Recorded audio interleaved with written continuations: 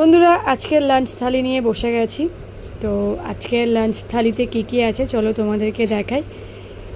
রয়েছে এখানে গরম গরম ভাত, তার সঙ্গে গন্ধরাজ লেবুতে ঘরটা একদম মোহমোহ হয়ে গেছে একদম।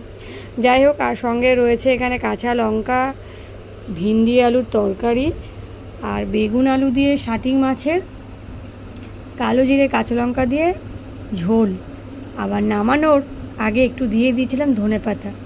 দারুণ হয় খেতে বেগুন আলু দিয়ে শাটিং মাছের এই হালকা ঝোল।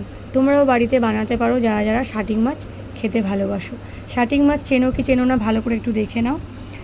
এই হলো শাটিং মাছ, ওপরের এই খোসাটা না তুলে ফেলে দিতে হয়।